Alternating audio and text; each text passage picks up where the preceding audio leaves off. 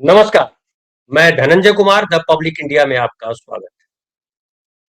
Iran ने अब ये जो डेडलॉक हो गया है अमेरिका और ईरान के बीच, पहले समझौते की वार्ता जो हुई वो सफल नहीं हो पाई और दूसरी वार्ता भी जो है वो खिंचती चली जा रही है। और ईरान को ऐसा लग रहा है कि अब जो है इस पर खड़े रहना सही नहीं है। इसलिए ईरान ने जो कहा है अपने आप में बहुत महत्वपूर्ण है।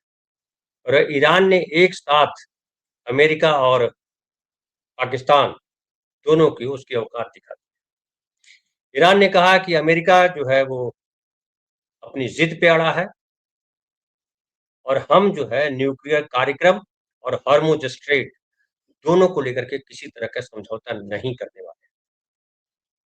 और ये भी कहा उसने कि ये जो पाकिस्तान है, वो पाकिस्तान जो है मध्यस्थ होने लायक नहीं। ये बहुत बड़ी खबर है।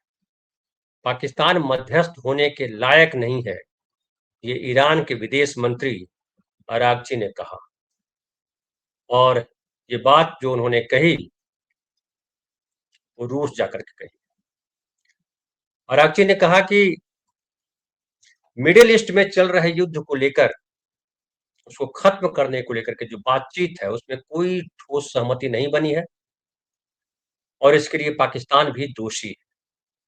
ईरानी संसद के राष्ट्रीय सुरक्षा और विदेश नीति समिति के प्रवक्ता इब्राहिम रेजई ने कहा कि पाकिस्तान दोस्त जरूर है, लेकिन वो बातचीत में बीच का सही पक्ष नहीं बन सकता। रेजई ने कहा कि पाकिस्तान अक्सर ट्रंप और अमेरिका के हितों को ध्यान में रखता है और उनके खिलाफ कुछ नहीं करता, इसलिए वो निष्पक्ष नहीं माना जा सकता।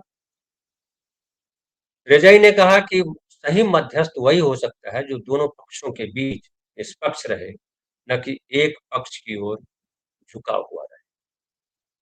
तो ये ईरान ने जो साफ कर दिया, हम लोग पहले भी कहते रहे, जब पाकिस्तान को ये मध्यस्थ की भूमिका अमेरिका ने सौंपी या कहिए कहा गया कि चीन भी उसमें भूमिका निभा रहा है, सऊदी अरब उसमें भूमिका निभा रहा है, तुर्की भूमिका निभा रहा है। लेकिन तब भी हम लोगों ने कहा था, खास करके मैंने भी कहा था कि मध्यस्थ होना कोई सामान्य बात नहीं है और कोई कमजोर देश मध्यस्थता नहीं निभा सकता। अमेरिका के सामने ऐसा देश मध्यस्थ हो सकता है जो अमेरिका पे दबाव बना सके। पाकिस्तान दबाव बनाने वाली स्थिति में नहीं है। पाकिस्तान सिर्फ ये कर सकता है कि अमेरिका की बात अमेरिका तक पहुंचा सके, लेकिन केवल ये बात पहुंचाने वाला जो संदेश वाहक की भूमिका है वो मध्यस्थ नहीं होता है। और अब जो है ईरान ने खुलकर ये कह दिया है और ये कूटनीतिक प्रयास ही जो है अब इस डेडलॉक को आगे बढ़ा सकता है। इसलिए ईरान के जो विदेश मंत्री हैं वो आज जो है रूस में है। कल ही वो रूस पहुंचे हैं और रूस जाकर संभावना ये जताई जा रही है कि वो पुतिन से भी मिलेंगे और अरागची जो है द्विपक्षीय संबंधों और क्षेत्रीय मुद्दों पर चर्चा करेंगे। इसके अलावा अमेरिका और इजरायल के साथ मौजूद हालात को लेकर राष्ट्रपति व्लादिमीर पुतिन से समर्थन मांगेंगे।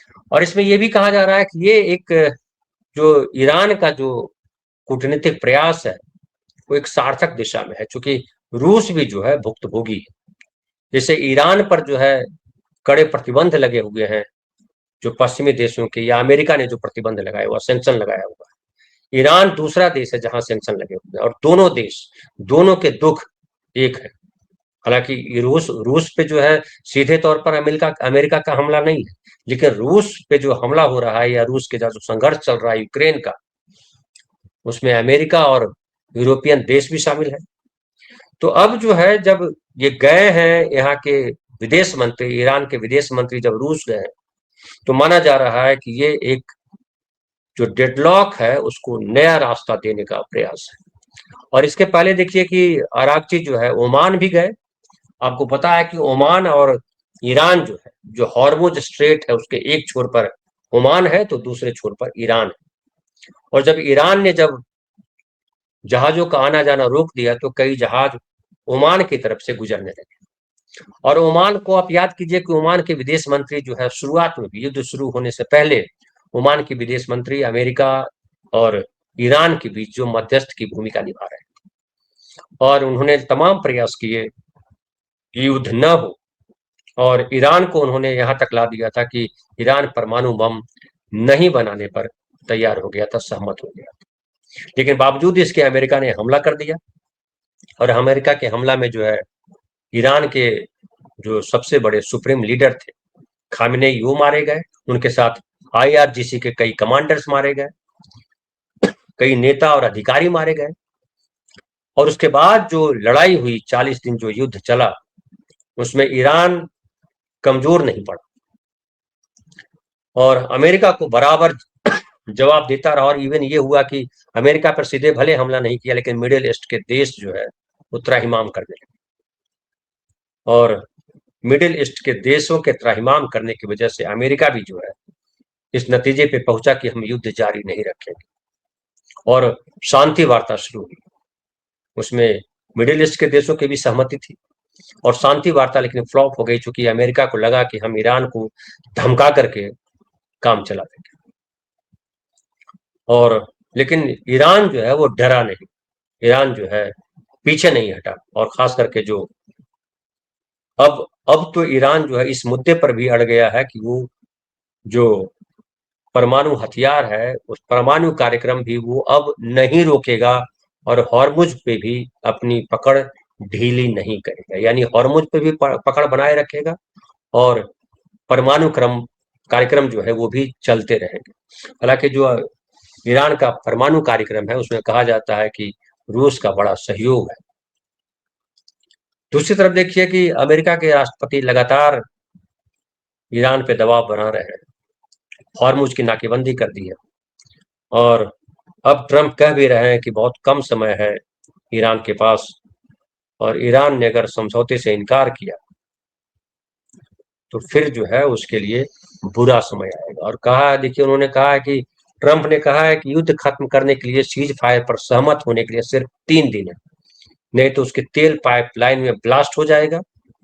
और वो ट्रंप जो है फॉक्स न्यूज को इंटरव्यू दे रहे थे, जब उन्होंने बताया कि अगर ईरान तेल का निर्यात नहीं कर पाता, अभी नाकेबंदी की हुई है इसलिए ईरान जो है तेल अपना नहीं बेच पा रहा है, तो वो पाइपलाइन पे कह रहे हैं कि वो दबाव बढ़ेगा। बमबारी करने की बात नहीं कर रहे हैं, हमला करने की बात नहीं कर रहे हैं। वो ट्रंप कह रहे हैं कि जो जब तेल का निर्यात रुका हुआ, तेल वहां से निकल नहीं रहा है, तो पाइपलाइन पे इस पर दबाव बढ़ेगा, क्योंकि सारे रास्ते जो है तेल निकालने के बंद कर दिए गए। और ऐसी स्थिति में तेल का बहाव जब अचानक रुक जाएगा तो पाइपलाइन के अंदर दबाव बनेगा, और तकनीकी व प्राकृतिक कारणों से वह फट सकती है, गर्मी की वजह से और उसकी प्रेशर की वजह से। और ट्रंप अब इंतजार कर रहे हैं कि वो अपने आप पाइपलाइन फट जाएगा और ईरान जो है समझौते के लिए तैयार हो जाएगा। तो ये कितनी बचकानी सोच है। जब वो डरा नहीं आपके बम्बार्डिंग से, जब वो डरा नहीं अपने लोगों के मारे जाने से, तो अब ये जो है प्रकृति वाला रास्ता ढूंढ रहे हो कि पाइपलाइन फट जाएगा और ईरान झुक जाएगा। ये ट्रंप का बचकानापन बताता है कि ट्रंप जो है बेसिकली उनको समझ नहीं है, न ईरान के चरित्र को समझ पा रहे हैं, न अमेरिका की कूटनीति को समझ पा रहे हैं, और न ही जो है सामान्य विज्ञान की जानकारी, वैज्ञानिक पहलुओं को जानता है। लेकिन इसके ट्रंप इस तरह की बात करते हैं तो अफसोस पैदा होता है। और अब जो है देखिए ईरान जिस तरह के प्रयास किए हैं, वो कहा जा रहा है कि वो चीन भी जाने वाले हैं, वहां के जो विदेश मंत्री हैं। तो ओमान, पाकिस्तान से ओमान, ओमान से रूस, और रूस से चीन, और भी देशों से जाहिर है उनकी बातचीत चल रही है। अभी मीडिया में भले वो चर्चा नहीं है आई है, लेकिन और भी दूसरे देशों से उनकी बातचीत चल रही है, क्योंकि दुनिया भर में ऊर्जा का गहरा संकट खड़ा हो गया है, और हॉर्मुज अगर बंद रहता है तो बहुत दिनों तक उसको बंद रखा नहीं जा सकता है। या अमेरिका पीछे हटे या ईरान पीछे हटे। अमेरिका चाह रहा है कि चूंकि उसका तेल बिक रहा है तो उसको लग रहा है कि हमें कोई नुकसान नहीं है, लेकिन मिडिल ईस्ट को इसका बड़ा नुकसान है। और मिडिल ईस्ट को नुकसान का मतलब होता है कि अमेरिका को नुकसान हो रहा है। और अब जो है देखिए ट्रंप जो कह रहे हैं कि 3 दिन के बाद और ईरान जो है झुक जाएगा, ऐसा होता दिखाई नहीं पड़ रहा है। और ईरान देखिए अभी भी जो विदेश गए हैं वो अपने जहाज लेकर के, रूस, उसमें भी जहाज पे मिनाब 168 लिखा हुआ, वही बच्चों की, जो बच्चे मारे गए थे उनके बारे में है, जैसे लेकर के आए थे पाकिस्तान, वो जहाज वहां भी लेकर के गए हैं। और उसके बाद वो लगातार इस बात की कोशिश कर रहे हैं कि हम तो चाह रहे हैं कि ये शांति वार्ता हो, लेकिन अमेरिका नहीं चाहता, ये दुनिया के सामने कूटनीतिक स्तर पर रखना चाह रहा है ईरान। इसलिए पिछले दिन, परसों तरसों जो है, वहां के विदेश मंत्री, जो रूस के विदेश मंत्री है, उनका भी बयान आया था कि अमेरिका दादागिरी कर रहा है, अमेरिका चाह रहा है कि अपने तरीके से जो है वो दुनिया के देशों को हैंडल करे, उनकी संप्रभुता का ख्याल नहीं रख रहा अमेरिका, और जिसकी ताकत वो सारे संसाधन पे कब्जा करना चाह रहा है। ये सारी बातें रूस ने कही है, रूस के विदेश मंत्री ने कही है। रूस के विदेश मंत्री ने मिडिल ईस्ट के देशों को भी कहा, जब मिडिल ईस्ट के देशों ने कहा कि ईरान गड़बड़ी कर रहा है, आप उसकी निंदा कीजिए, उसको हॉर्मुज को लेकर के बात कीजिए। उन्होंने कहा कि जब रूस के विदेश मंत्री ने कहा कि जब ईरान पर हमला हुआ, 168 बच्चे मारे गए, उनके सारे बड़े नेता मारे गए, तब क्या आप लोगों ने आलोचना की थी? तो सवाल का जवाब रूस ने सवाल से दिया था, और मिडिल ईस्ट के जो देश गए थे, मिडिल ईस्ट के जो राष्ट्राध्यक्ष या उनके प्रतिनिधि जो गए थे, वो सब चुप्पी साध गए। तो रूस जो है, हम लोग पहले भी बात करते रहे हैं कि इस युद्ध में सबसे बड़ा फायदा रूस का है, और रूस कोई मौका नहीं गंवाना चाहता है जहां वो जो है अमेरिका कमजोर पड़े। और अब जो है जिस तरह से ईरान ने नया एक नेटवर्क या कहिए दाव शुरू किया है, जिसमें रूस भी शामिल है, ओमान भी शामिल है, चीन भी शामिल है, एक दूसरा ध्रुव जो बनता दिखाई पड़ रहा है उसमें। देखिए अब यूरोपियन कंट्रीज भी जो है परेशान है, और रूस ने, जो यूरोपियन कंट्रीज है, नाटो के देश, उनको कहा था कि अगर तेल चाहिए तो तेल हम देने को तैयार है, लेकिन युआन में आपको डील करना पड़ेगा। तो रूस जो है मदद के लिए तैयार है। रूस अगर डील करेगा तो यूरोपियन कंट्रीज के साथ डील होता है, और उसमें अगर हॉर्मुज को ढील दी जाती है, हॉर्मुज खुलता है उन देशों के लिए जो ईरान के साथ मित्रता का भाव रखता है, तो इसका जो है बड़ा फर्क पड़ेगा, और दुनिया की जो जियो पॉलिटिक्स है उसमें एक बड़ा परिवर्तन हो सकता है। तो 3 दिन में क्या क्या होगा वो अभी आने वाला वक्त बताएगा, लेकिन भारत के भी अगर थोड़ी बहुत चर्चा कर ले तो देखिए अभी 29 तारीख को फाइनल चुनाव है, 3 दिन यहाँ भी है, 29 तारीख को फाइनल चुनाव है, और इस चुनाव के बाद क्या होता है, तेल की कितनी कीमतें बढ़ती हैं, वो देखने वाली बात है, तेल और पेट्रोल की। हालांकि नरेंद्र मोदी ने एक बार फिर साबित किया है कि वो अमेरिका के साथ खड़े हैं।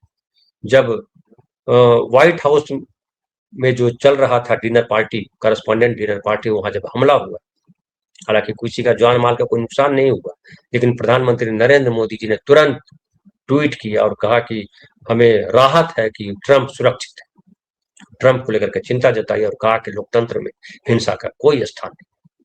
बाद में उसको डिट्टो किया जो इजराइल के प्रधानमंत्री है नेतन्याहू, उन्होंने भी। तो नरेंद्र मोदी कोई मौका नहीं छोड़ रहे हैं जिसमें अमेरिका, या कहिए कि ट्रंप को कहीं से भी जो है खुश करने का अवसर गवा दे। देखिए इन दिनों बड़ा चर्चा है इस बात पे भी, राहुल गांधी तो हालांकि लगातार कहते रहे कि कंप्रोमाइज्ड पीएम है, जब वहां से फोन आता है अमेरिका से तो सर सर करके बात करने लगते हैं, yes sir, yes sir, yes sir.